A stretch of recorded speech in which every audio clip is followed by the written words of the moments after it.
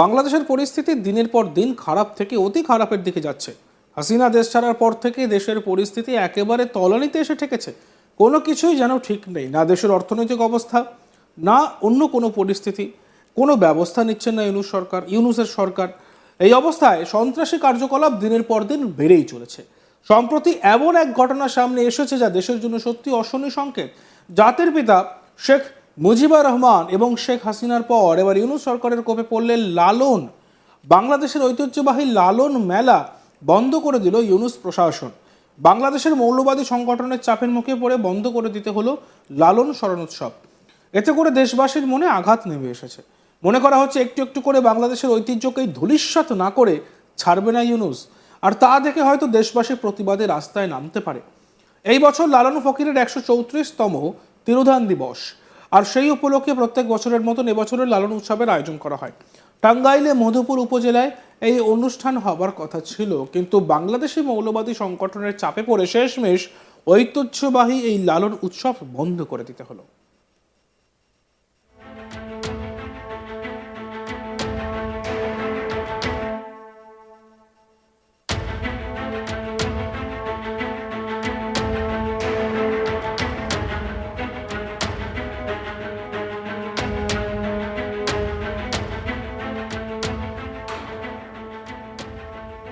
সম্প্রতি বাংলাদেশের জেলা স্তরের মহিলাদের একটি ফুটবল ম্যাচ চলছিল রংপুর এবং জয়পুরহাট মহিলা দলের মধ্যে।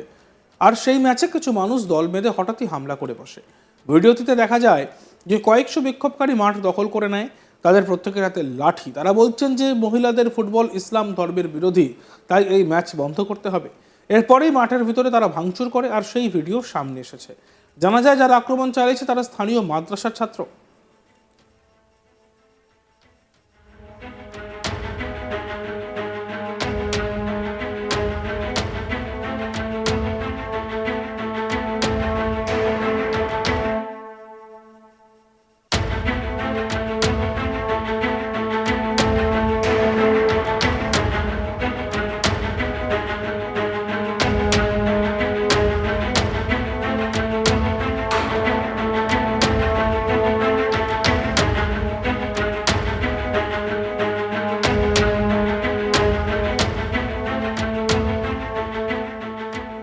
শুধু একটা ঘটনা নয়, একাধিক ঘটনা সামনে আসছে। ফুটবলের পাশাপাশি ক্রিকেটেও শোচনীয় অবস্থা।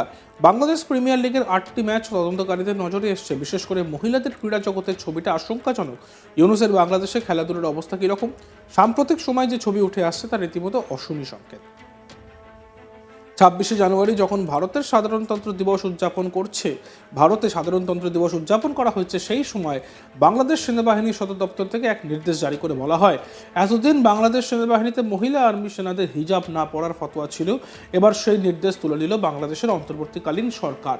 নির্দেশিকায় বলা হচ্ছে যে মহিলা জওয়ানরা চাইলে ইউনিফর্মের উপরে হিজাব পরতে পারবে। কিন্তু হঠাৎ করে এমন কি হলো যে হিজাব পরার নির্দেশ দেওয়া হলো? তা নিয়ে প্রশ্ন উঠেছে। মধ্যপ্রাচ্যের দেশে মহিলা জওয়ানদের হিজাব পরার রীতি রয়েছে। পাকিস্তানের মহিলা জওয়ানরাও হিজাব পরে। ইউনূস সরকার ক্ষমতায় আসার পরই বাংলাদেশি সেনাতে মহিলা জওয়ানদের হিজাব পরা নিয়ে সিদ্ধান্ত নেওয়া হয়েছে। তবে অনেকেই ইউনূস সরকারের এই সিদ্ধান্ত নিয়ে সমালোচনা করেছেন। তাদের মত, এতে করে সেনাবাহিনীতে ধর্মীয় উন্মাদনা বাড়বে।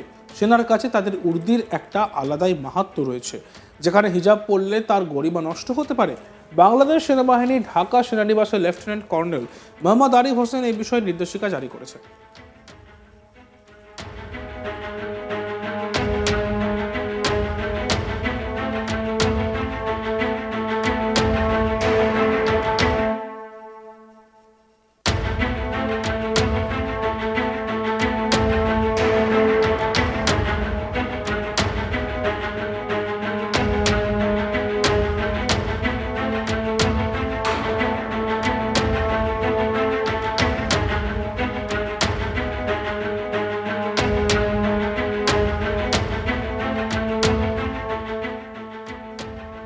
বাংলাদেশের পরিস্থিতি দিন দিন খারাপ থেকে অতি খারাপের দিকে যাচ্ছে।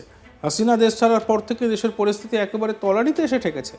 কোনো কিছুই যেন ঠিক নেই। এদেশের অবস্থা খুব একটা ভালো না, অর্থনৈতিক অবস্থাও ভালো না, অন্য কোনো পরিস্থিতিও ঠিক না। ল অ্যান্ড অর্ডার, শাসন ব্যবস্থা, আইন ব্যবস্থা তাও ঠিক নেই, এবং কোনো ব্যবস্থাই নিচ্ছে না ইউনূস। এই অবস্থায় সন্ত্রাসী কার্যকলাপ দিনের পর দিন বেড়েই চলেছে। সম্প্রতি এমন এক ঘটনা সামনে এসেছে যা দেশের জন্য অশনি সংকেত। জাতির পিতা বঙ্গবন্ধু শেখ মুজিবুর রহমান এবং শেখ হাসিনার পর এবার ইউনূস সরকারের কোপে পড়লেন লালন। বাংলাদেশের ঐতিহ্যবাহী লালন মেলা বন্ধ করে দিল ইউনূস প্রশাসন। বাংলাদেশের মৌলবাদী সংগঠনের চাপের মুখে পড়ে বন্ধ করে দিতে হলো লালন স্মরণ উৎসব। এতে করে দেশবাসীর মনে আঘাত নেমে এসেছে। মনে করা হচ্ছে একটু একটু করে বাংলাদেশের ঐতিহ্যকে ধূলিসাৎ না করে ছাড়বে না ইউনূস, আর তা দেখে হয়তো দেশবাসী প্রতিবাদী রাস্তায় নামতে পারে। এই বছর লালন ফকিরের 134তম তিরোধান দিবস, আর সেই উপলক্ষে প্রত্যেক বছরের মতো এবছরও লালন উৎসবের আয়োজন করা হয়। টাঙ্গাইল মধুপুর উপজেলায় এই অনুষ্ঠান আয়োজন করার কথা ছিল, কিন্তু বাংলাদেশি মৌলবাদী সংগঠনের চাপে পড়ে শেষমেশ ঐতিহ্যবাহী লালন উৎসব বন্ধ করে দিতে হলো।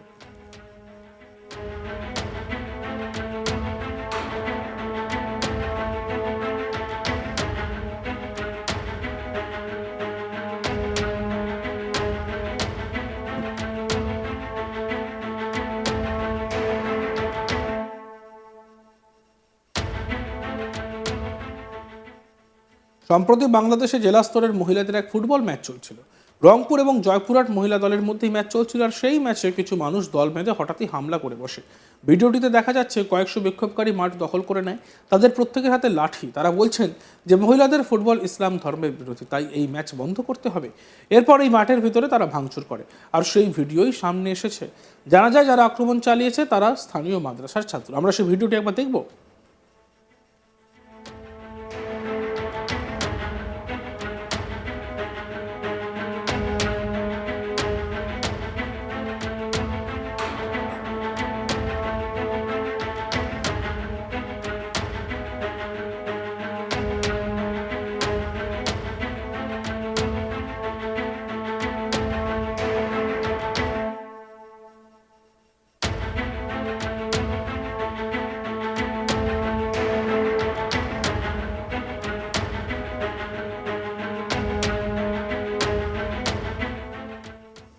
শুধু একটা ঘটনাই নয়, একাধিক ঘটনা সামনে আসছে।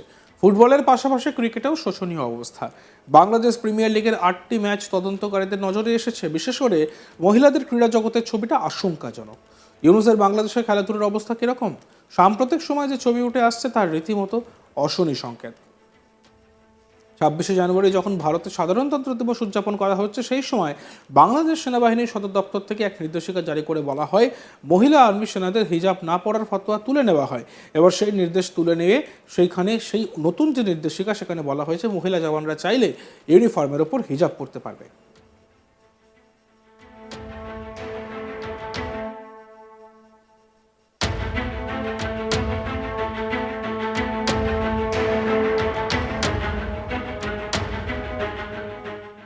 দেখতে থাকুন আজ তাক বাংলা। ভিডিওসগুলি ভালো লাগলে লাইক করবেন, কমেন্ট করবেন, শেয়ার করবেন, চ্যানেলটিকে সাবস্ক্রাইব করতে ভুলবেন না।